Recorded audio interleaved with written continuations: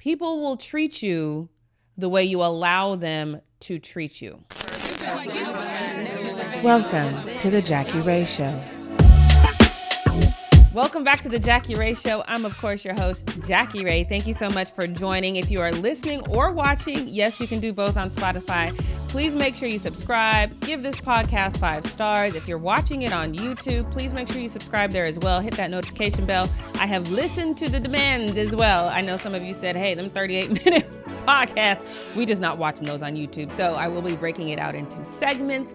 So make sure you hit that notification bell so you can see the segment that best suits your needs. I am excited about today's episode. I have Miss Cheryl Vienna. Now, she is an actress that I think you guys are definitely going to want to hear from, especially if you have any doubts about stepping out in faith and building your own brand. I can tell you from my perspective, it looks like AI is about to take over. Skynet is real. So I'm a little concerned about that. If you don't know what Skynet is, I'm very disappointed in you, but we will move on. But building your own brand, realizing that you are a beautiful being and that you have something that nobody else has to offer. I don't know what that is, but tap into that. Figure out a way to make money off of that. But I would like to offer you a piece of advice that I have not followed in every single one of my business relationships. And it's something that my dad told me very early on in life. And that is, people will treat you the way you allow them to treat you. So yes, probably when you first start building your brand, you're going to have to do some things for free because you don't have a portfolio. You don't have that voice yet. You don't have that name recognition. That's fine. Do things for free. However, doing things for free and paying to work are two different things. So if you saw my Instagram page this past weekend, I said, hey, if you can't pay for parking, don't call me, right? I have a business relationship personally that I did not take my dad's advice on. And I have for years been footing my own costs, paying for all of my own equipment, which is fine because that's part of my brand, right? But I'm paying for gas money, travel, whatever, and parking. So I brought this up in a situation that happened. I said, hey, you said I wasn't going to have to pay for parking and I have to pay for parking. That individual was like, oh, I went back to the company and I told them to reach out to you to reimburse. First of all, why would I have to have any interaction with this company, right? But now I've put myself in a situation because I haven't made any demands. I haven't set the precedence on how I want to be treated. And now there's animosity there, right? Because first of all, I'm not falling for the okie doke. Second of all, why are you trying to play me like I'm stupid? And finally, now how am I going to correct this behavior that I've basically allowed to happen? So now making demands that you've never made before, especially with friends. And if you're thinking about going into business with friends or family, you need to dot every I and cross every T. You should do that anyway, because that's part of business. But family and friends will always want to get that homie discount. And that does not exist. It just doesn't, especially when you start now. So I'm just encouraging you to make sure you know that people are only going to treat you the way you want to be treated. And in business, it should be the way you demand to be treated. So even if you're doing stuff for free, I'm going to encourage you. Somebody left this comment on my Instagram page. And even though it's something that I knew, I've definitely been laxed in that. Get a contract. Even if you're doing things for free, get a contract. One of the things I should probably start putting in my contract is if I'm bringing my equipment, which obviously I am, and my equipment is damaged, you are going to be liable for this amount of money because this is not cheap. It's not cheap. And anytime you step out and you're doing this kind of work, I don't know if you've noticed, but things is crazy. Things can get real crazy real quick. And I have a friend that understands that. Raven and I are going to be starting a new show that I hope you will see by the end of February, because we definitely want to get it out during Black History Month. But her and I out the gate was like, okay, what does this mean for us contractually? How's this money going to be spent once we start getting money? Because yes, we are believing we are going to get money. If we get money because of this show, like if people say, oh, I saw you on the show, can you come? How does that look? We've already started dotting those I's and crossing those T's. I'm not saying that we won't get a bump in the road later, but we're doing our due diligence now. We've already set this precedence that we're going to lead with business first, despite the fact that she's one of my closest friends and I love her like a sister. That's my advice for you. My other advice for you is to tap in with Cheryl Vienna. That's happening. She's coming up right now because especially if you're somebody who has doubt in yourself, you know deep down inside, if you're listening to this, I can feel it in my spirit. You know deep down inside that you have some kind of crap. I don't care if it's knitting. I almost bought a knit dress the other day, but I'm scared. Just holes and stuff. I don't know what's gonna pop out. But if it's knitting, whatever it is, you have some sort of skill set that's uniquely you that you can market it. I don't care how old you are, how young you are, how whatever you feel that you are. Cheryl Vienna literally dove into something she wanted to do as a young lady, but technically, as far as this Hollywood age thing, way too old to do that, but she did it anyway. And now she is in a movie called Freaky Tales that debuted at the Sundance Film Festival. She's going to tell us about that, plus overcoming a health scare right now. And thank you, Jackie, for having me. I'm excited to be here. I am excited to have you. I do want to kind of start at the beginning though, because I do remember being in high school and saying, okay, what am I going to do? What college am I going to go to? What am I going to major in? And because you were in the corporate world for 25 years, I feel like you might have had something similar. So when you're in high school, what was the first thing you said to yourself? Where did you decide to go to school and why? Well, when I'm in high school, actually, I wanted to do what I'm doing now. I thought, well, I wanted to be a musician. I wanted to be a model. I wanted to be a fashion designer. And all of that at the time seemed very lofty. And my mother said, you want to be an engineer? I said, yeah, I want to be an engineer. Because I Exactly. had been in an engineering program in high school. So I lived in Indianapolis. Off I went to Purdue University.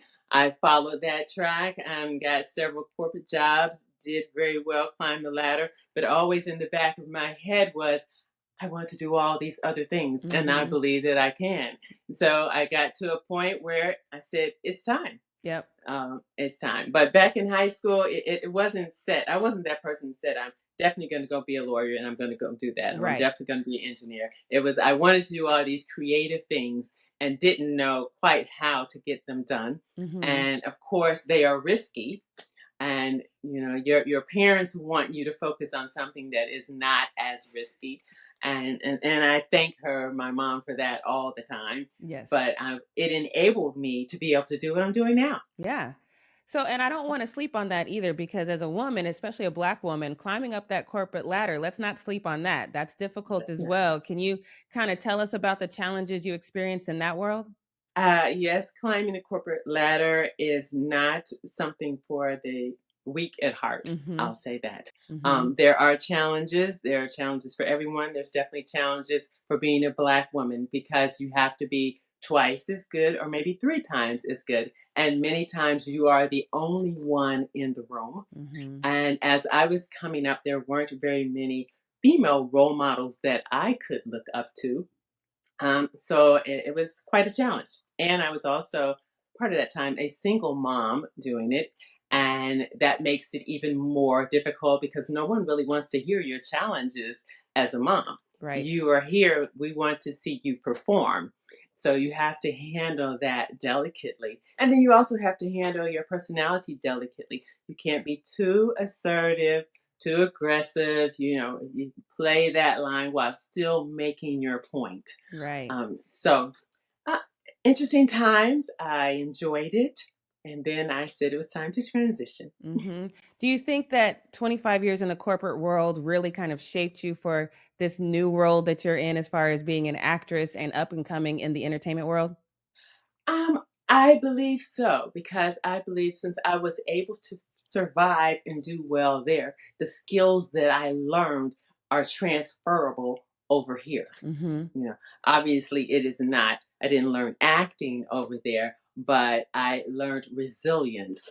I learned to continue on. I learned how to set deliverables and try to achieve them. So Mm-hmm. yes, I think it helped. So in 2009, you had this life-changing moment where you were diagnosed with breast cancer. Can you kind of walk me through the moment you got that diagnosis and how that impacted you in that moment? Well, the moment I got the diagnosis, hmm, interesting. I found out 3 days before I was actually going to get married Oh, wow. that I had it. And at that point, we decided, okay, we're still going to continue on. We're not going to tell anybody. And so we're going to manage through this. We eventually did tell people. And through that process, we ended up moving to Malaysia. And oh, let me back up. So, also, right after, maybe a year or so after that, my company offered a buyout, an executive buyout. Okay. And I was actually sitting getting chemo at the time.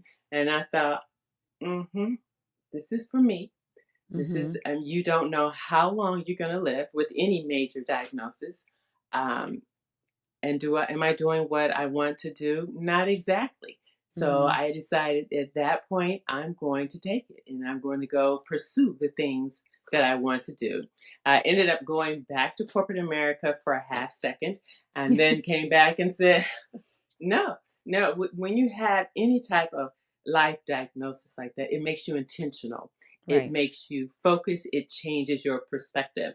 And I tell people all the time, I'm in the vein of filling up the dash. The dash is that little line, born on, died on. It can say, worked at XYZ company for 1 year or 10 years, but you only get that one line. What else is Right. that dash going to say? So I'm in the business of filling up the dash. I love that. That's my new motto, filling up the dash. I really Mhm. like that. How I just want to, when you said you went ahead with the wedding, how was that going through with the wedding and you know this, but you're still having to have this happy moment? How did you Well, manage I that? was so, at the time, I was so in that corporate moment of, okay, this is just another project that I'm going to have to Oh, manage. Okay. okay. I had wedding gifts on my desk because that was supposed to be the last day of work. Mm-hmm. I had people coming in. I did tell my maid of honor and my other close friend, but I didn't want it to be a pity party. Right. And my breast surgeon told me that I could go ahead, have the wedding, have the honeymoon if I promised to come back in 2 weeks and have surgery. So Mm. I said, okay, I will do that. And that's what we did. And then I ended up, the margins weren't clear. So 2 weeks later, we had to go back in again. Mm. And then chemo, radiation, all of that. Went through the process, but here I am. Yeah. So, and again, I think people, especially who've not gone through the process, I've watched my mother and my aunt go through the process. And I think a lot of times for us as women, how we see ourselves as women and how we see our beauty is defined sometimes by our breasts and definitely by our hair.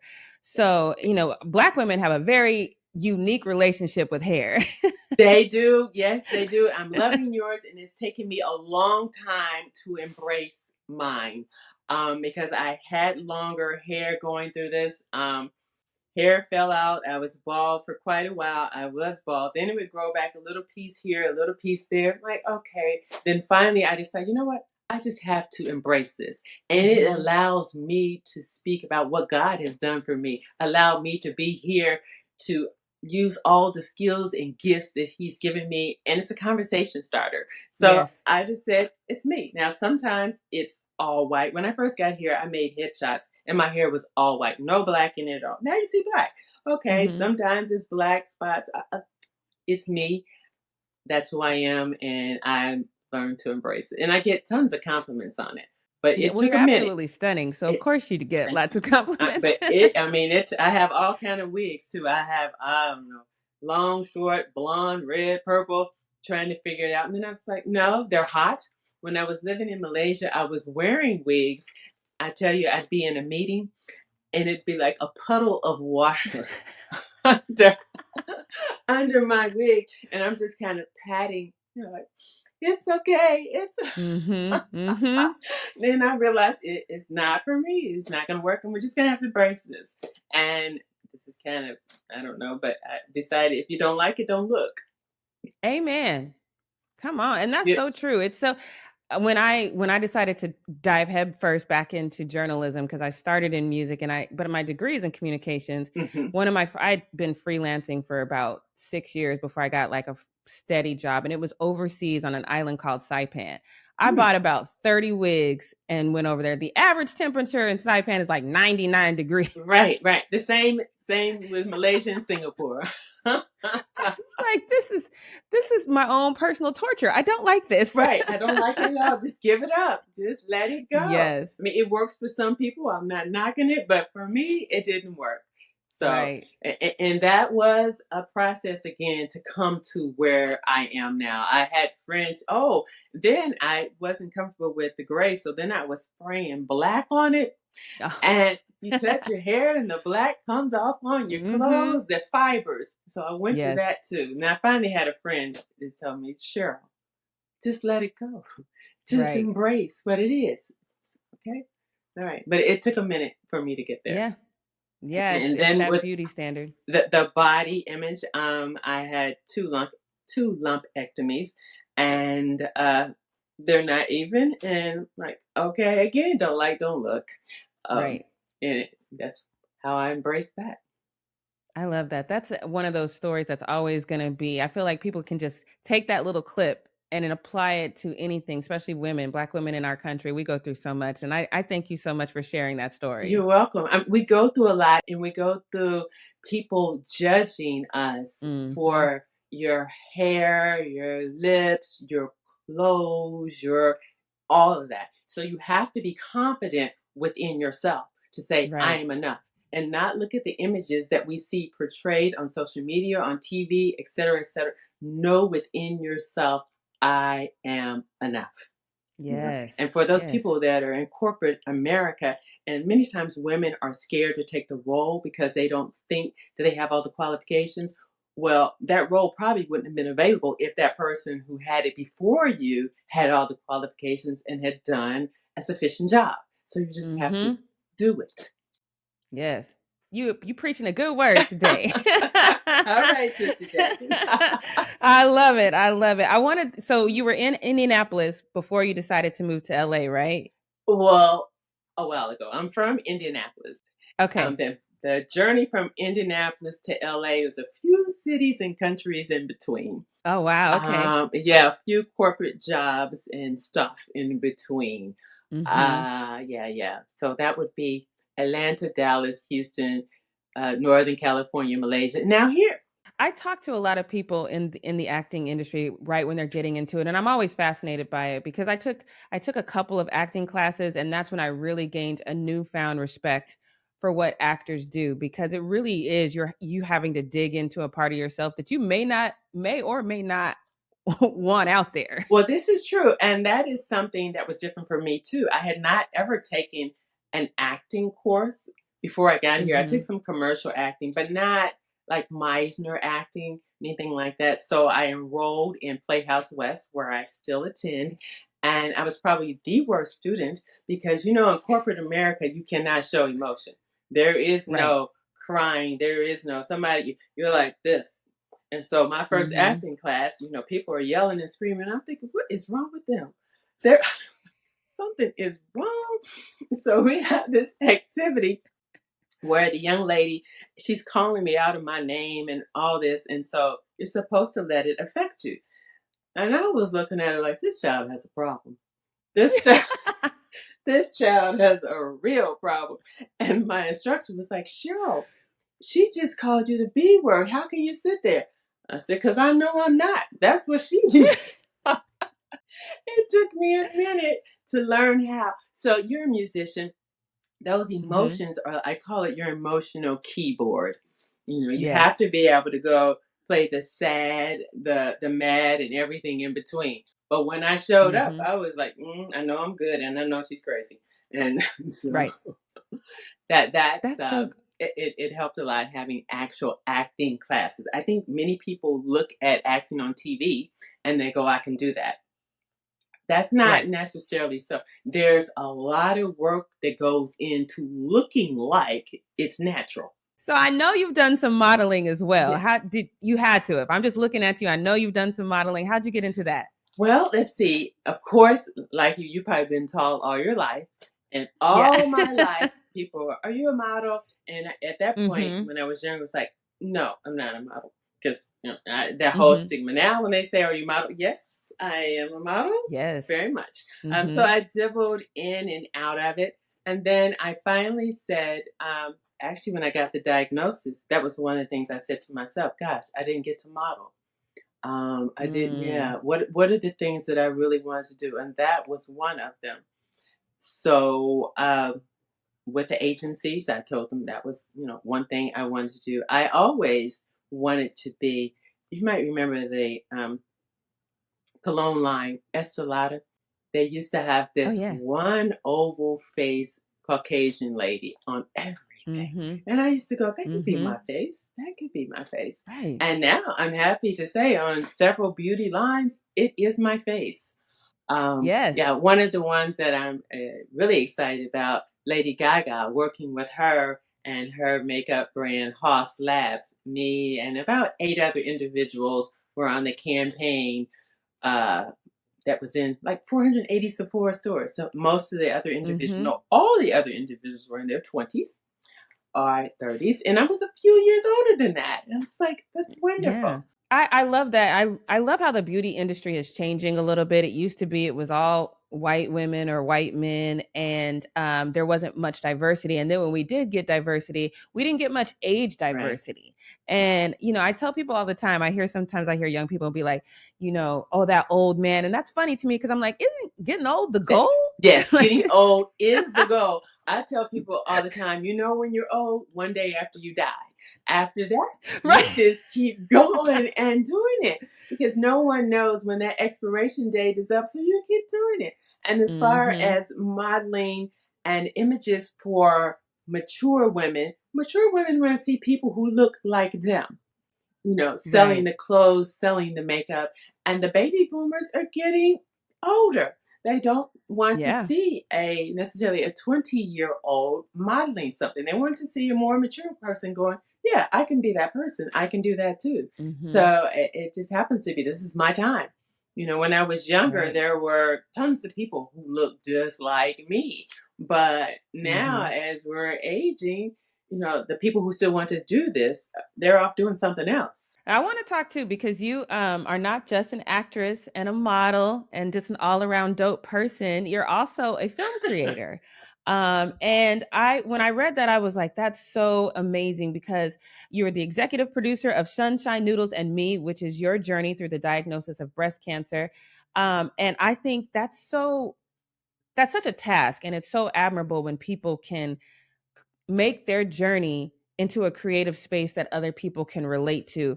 When did you decide, you know what, this is something that could impact other people's lives and I have to create it? When did that moment happen for you? Interesting. So, I've always all my life wanted to write a book. I still haven't written a book. Well, while I Okay. was living in Malaysia, I said, I want people to see what it looks like to live here. And I want to tell the story, the breast cancer journey. How do we marry those two together? I wanted people to see that you could get through anything pretty much with love, faith, and wellness. If you Mm-hmm. remain positive. So actually, I reached out to some friends. A friend, Joyce Fitzpatrick, who I knew from high school, and I knew she was a Okay. filmmaker living out here. And I told her this is what I wanted to do, and we sat down with her and her partner Brian, and we came up with this concept.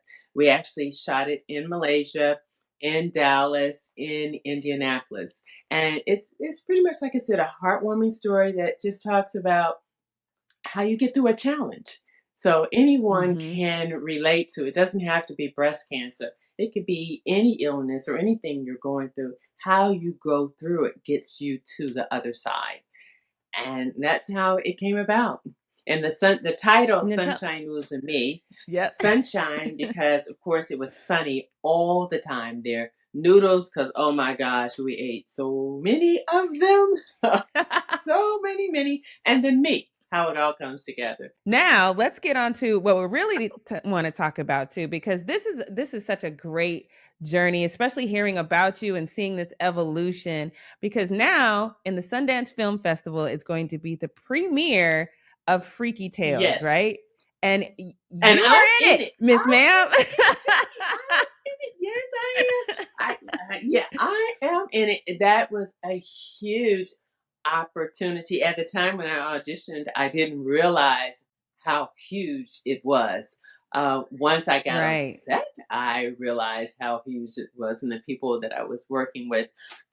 True delight. I have to tell you about actually the interview, the audition. So I do my self-tape audition and it goes fine. The callback audition, I'm in my condo and I've set up and I'm auditioning. I get on before I'm supposed to. They're like, no, you need to come back. Okay. So then I get on again and the internet is not working.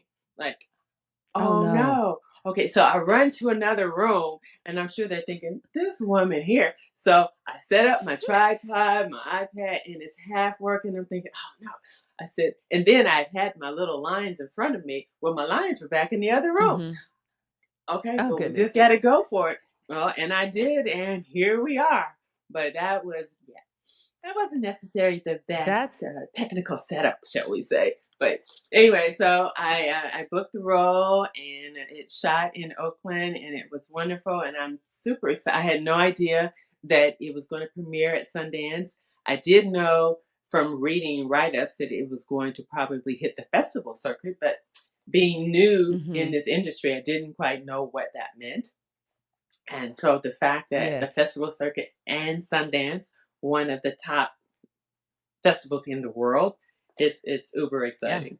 Yeah. Sundance is, I don't think people really understand the thousands upon thousands upon thousands of films that Sundance has to go through. So when you are in Sundance, it's like, okay, I always tell people you can kind of anticipate that this is about to They blow went up. through, it says 17,000 some odd films to come down to 91.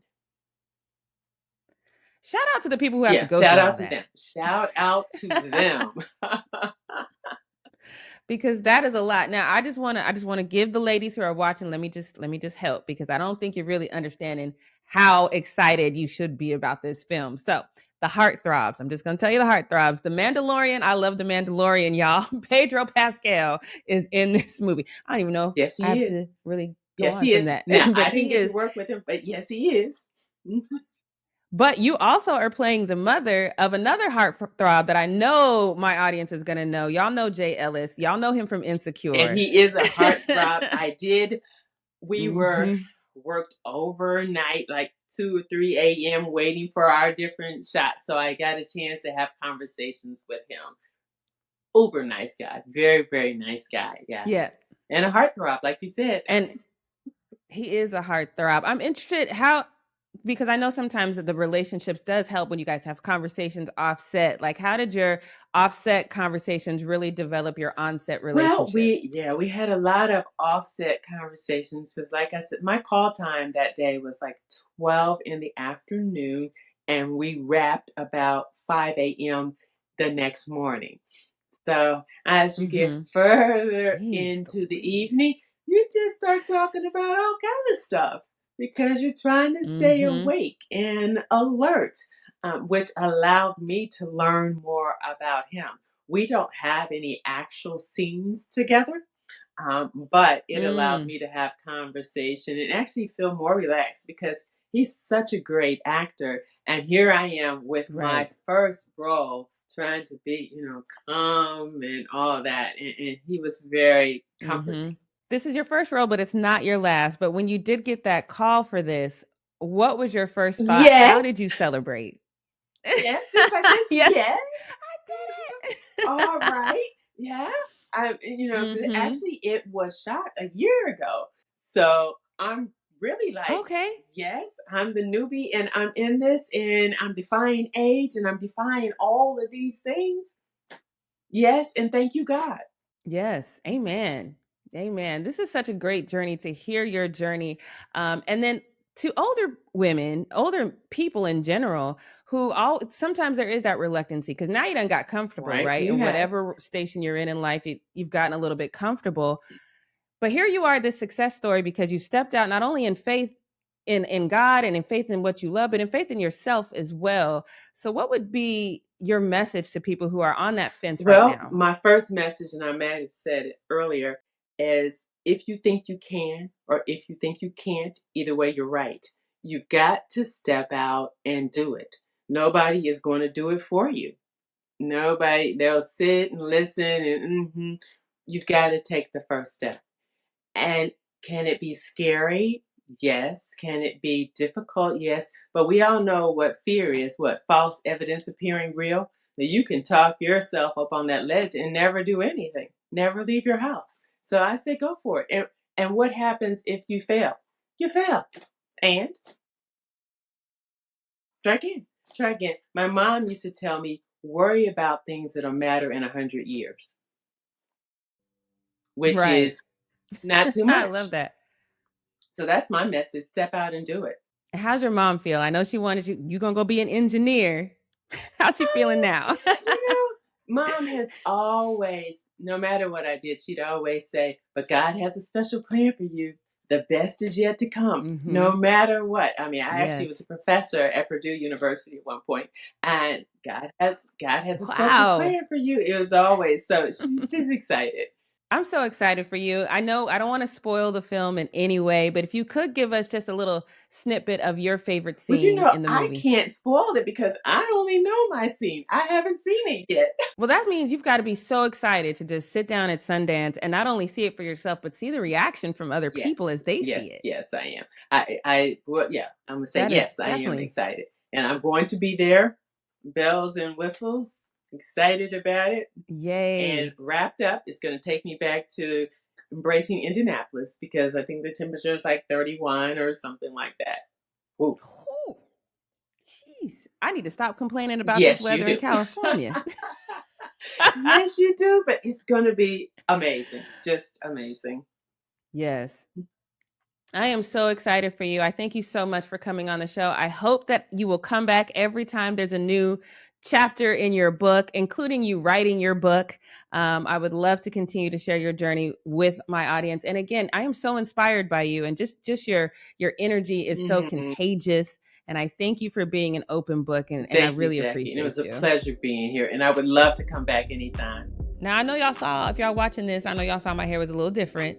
That's okay. I held on to that one for a while because I just really wanted to present that at the right time. And now it just really feels like the right time. Please take all those nuggets from her.